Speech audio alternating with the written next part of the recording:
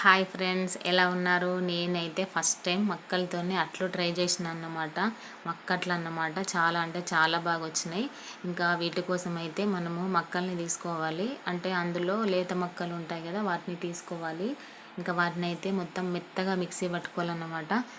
చూడండి, పిండి అయితే ఇట్లా గట్టిగా ఉంటుంది. దాంట్లో కొంచెం మనము నీళ్లు పోసుకుంటూ అట్లయితే ఏ విధంగా కన్సిస్టెన్సీలో కలుపుకుంటామో ఆ విధంగానే కలుపుకోవాలన్నమాట, నీళ్లు పోసుకుంటూ. ఇప్పుడైతే ఒక పెనం తీసుకొని దానిపైన కొంచెం ఆయిల్ వేసుకొని సేమ్ మనం అట్లయితే ఎట్లా పోసుకుంటామో అట్లా పోసుకోవాలన్నమాట.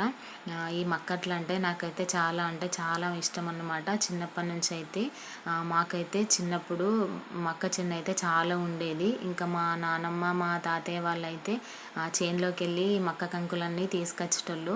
ఇంకా మేమైతే మా అమ్మ వాళ్ళు మా నానమ్మ వాళ్ళు మేమైతే నైట్ అంతా కూర్చొని ఒలిసేవాళ్ళం అన్నమాట.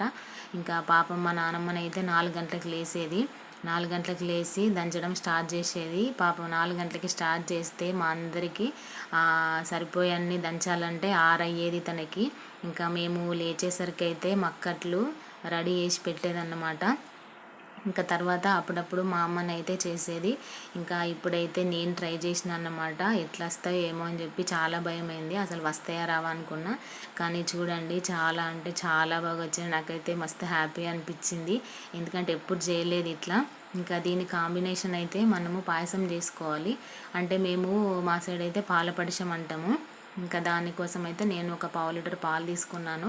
ఇంకా మన టేస్ట్కి తగ్గట్టు చక్కెర వేసుకోవాలి. తర్వాత ఇప్పుడు మనము కలుపుకున్న పిండి ఉంటుంది కదా, దాన్ని అయితే కొంచెం పోసుకోవాలి పాయసంలో.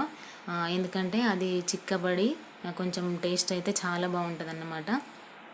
మొత్తానికైతే మక్కట్లు పాలపడిశం రెడీ అయిందన్నమాట. చూడండి, చాలా అంటే చాలా బాగా వచ్చినాయి. ఇంకా నేనైతే ఈ పాలపడిశం అయితే మిగిలితే మొత్తం కటోలు పోసుకొని తాగేదాన్ని అన్నమాట. చిన్నప్పుడైతే అంత ఇష్టం అన్నమాట ఇదంటే నాకు. ఓకే ఫ్రెండ్స్, మీకు నచ్చినట్టయితే ఒకసారి ట్రై చేయండి.